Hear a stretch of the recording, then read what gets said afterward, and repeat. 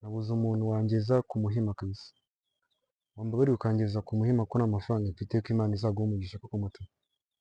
Shyiraho ingeraho rwose ngewe. Ntabwo ujya ugerayo. Ni ukuvuga nta kintu wamfasha nyine. Nawe uturutse he? Uturutse he? Iyo ubundi nsanzwe mbanga hafi ku musigiti, ariko nari niyongoje mvuga ngo kanambuke hariya ndebe niba hari umuntu wampa lift njye kureba mere kwa muganga. Bambwiye ngo ameze nabi kandi nta bushobozi. Wagwan my people, wherever you are, it's Waliva again, and this is Waliva TV show. As we proceed to give what you need, we are back. So guys, mwari mwaratubuze, twari tumaze igihe tutagaragara kuri Waliva TV show, ariko twagarutse. Akenshi iyo mutubonye muba muzi ko tubazaniye umusitari, ariko umunsi tuje gukora content bita ubumuntu mu bantu.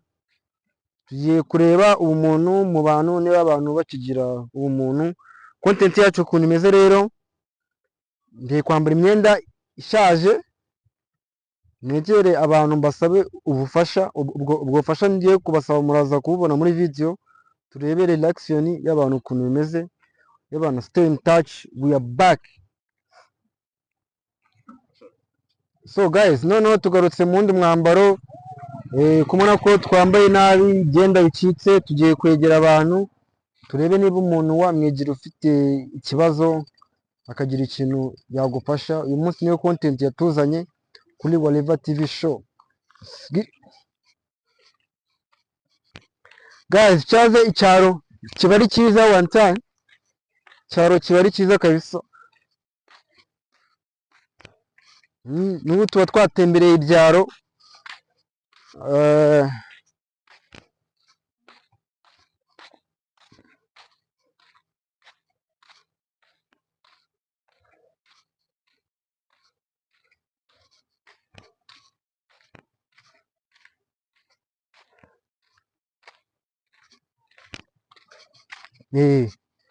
Ngo nenge kumwataka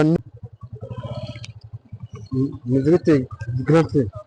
Makuru yawe papa? Meze neza papa? Ko nashakaga kuganiriza n'iminota ibiri, hari ikibazo?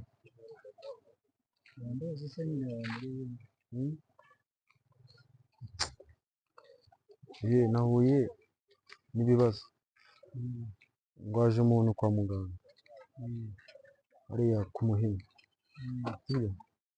Nabuze umumotari n'umwe wangeza ku Muhima ngo nshire noza njye kureba nyine wanjye ameze nabi, ararembye. Nabuze umumotari n'umwe wangezayo, Imana izamuhe umugisha. Wamfashije ukangezayo ko Imana izaguha umugisha bwinshi. Nta byangombwa ugira?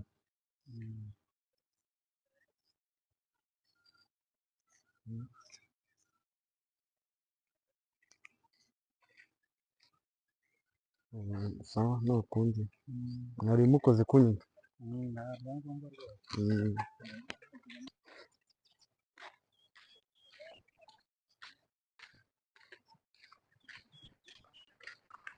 What?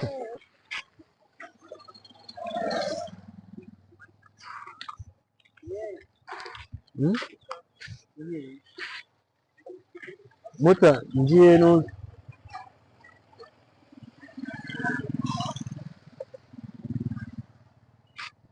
nashakaga kuganirizaho gato muto. Mfite ibibazo bikomeye muto. Ngwaje mere wanjye kwa muganga, nabuze umuntu wangeza ku Muhima kabisa. Wambabarira ukangeza ku Muhima ko nta mafaranga mfite, ko Imana izaguha umugisha koko muto. Shyiraho ingeraho rwose ngewe. Ntabwo ujya ugerayo. Ni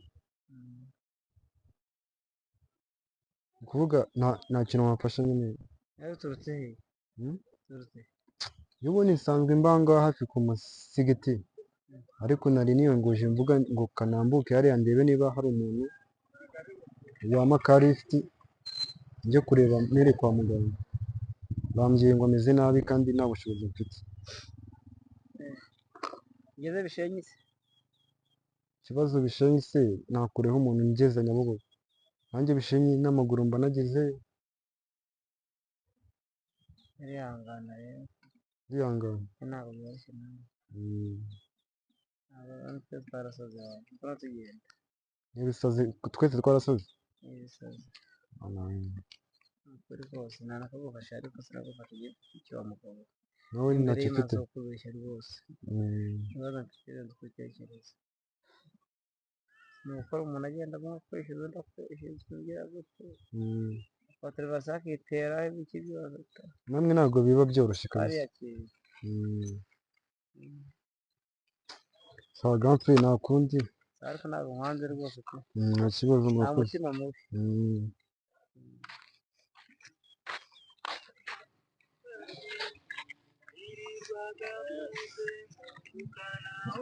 Umumotari bimeze bite se? Wagabanyije tukaganiraho nk'umunota umwe se muto? Gusa. Halo.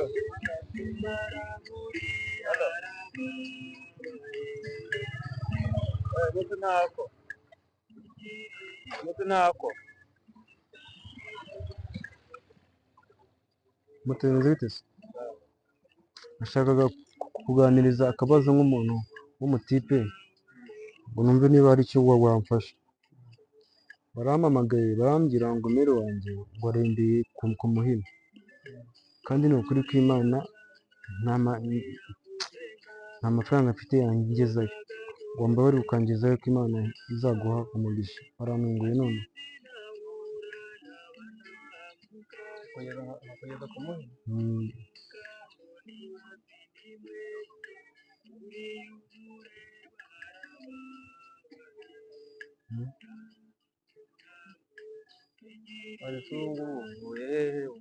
Njye ubundi mba aho ngaho hepfo kuri za ntuza za aho ngaho hepfo yo ku musigiti ho gatoya, nuko nari mbuze ni kaniyongoze negera imbere, hari igihe wenda nabona umuntu Imana ivugiyemo akangezayo.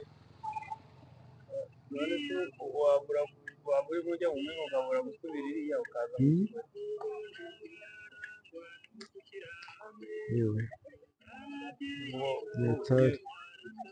ibintu birumvikana bibaho. Wabura niyo washakisha wabura gushakisha wenda werekera aho ugiye ugashakisha werekera. Ni ukuvuga nataye n'umutwe nyine nanjye ubu ngubu sinzi aho ndi kugana. Ndavuze ni reka mpe kugenda wenda rigenda abona umumotari, ariko niba bidashoboka rata nta kibazo, reka ndeke kukugora. Niba bidashoboka ntareke. Ntabwo byumvikana wakaba ushakira he, wakaba ushakira imbere, ntabwo wabashakira ugaruka mu kigwena. Ikibazo ni ugushakira imbere cyangwa wenda ahubwo ikibazo ni uko ngusabye ubufasha wenda n'imbere naho ntabwo nabitekereza. Kwa kundi nyine bakubwira inkuru ukumva ubwenge burivanze n'iki n'iki. Neza ipantaro ko wayihindurije. Utari nawe Mana yanjye. Irahindurije se? Ibisazi.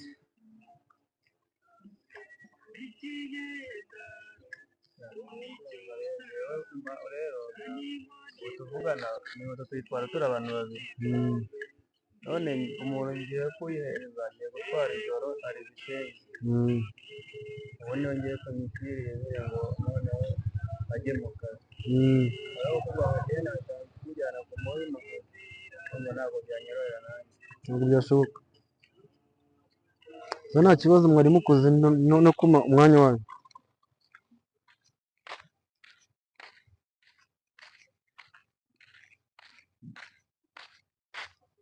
Papa umeze neza? Mama yo nk'umunota umwe nkakuganiriza niba nari umunota umwe gusa. Muta ubu ngubu aka kanya barampamagaye barambwira ngo mama arembeye ku bitaro ku Muhima ameze neza, kandi ni ukuri nta tike mfite yangezayo, wambabarira ukangeza ku Muhima ko Imana izaguha umugisha muto. Ntabwo ariho ngiye gutura umunyeshuri. Tugiye gutura umunyeshuri.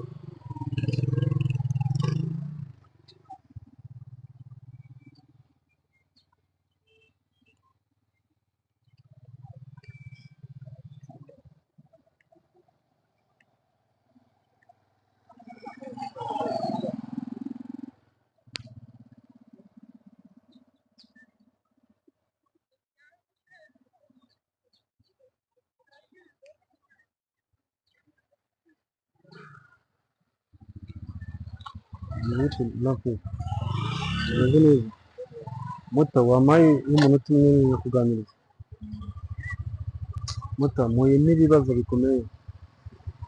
Rero wanjye arindiriye ku Muhima, barampamagaye barambwira ngo nimugereho none, kandi nta n'igiceri cy'ijana mfite mu ntoki.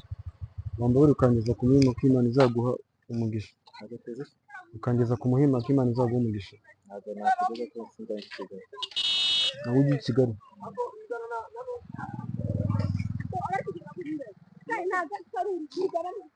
Ari.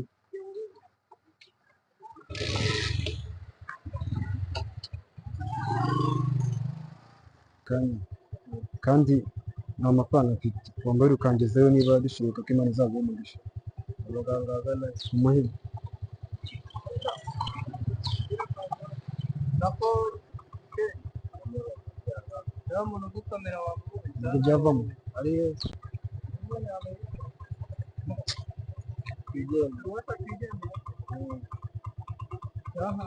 Gutera barimo bafatira agahetse. Reba na kamera ye nanayibonye.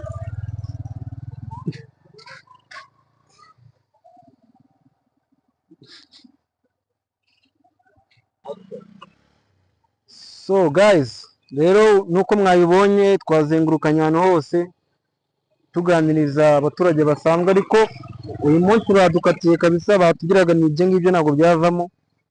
Ni gute umbwira kujya ku Muhima intana 500 maye nta n'icumi maye. Ubwo nyine uyu munsi badukatiye naho ubutaha nyine, ariko soje mbabaye kabisa.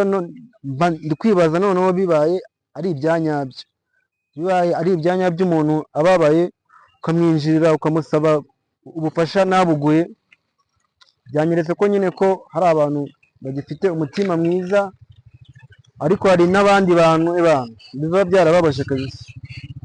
Icyo nigiye muri content yacu rero binyeretse ko nyine abantu umutima naho bagisigaranye kabisa. Niba ushobora kukubwira umuntu ni napfushije mama ari kwa muganga, ngeza aho ngiye Imana izaguha umugisha, akabyumva nk'adashaka kubyumva, noneho mba nibaza ari ibyanyabyo, ari real life. So rero content yacu nanga tuyisoreje, we are sign out. Turi kumwe byatari kabisa. Rukabegenda musomero we nuko akakanza bagashyira muri content yegeranye zirakagukamirwa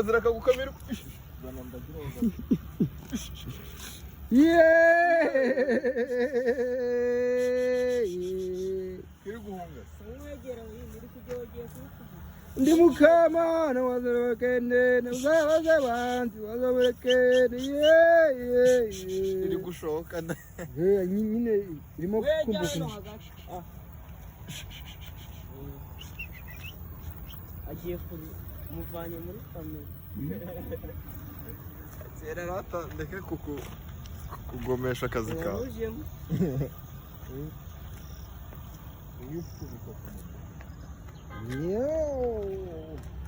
Kudushyiramo n'abashumba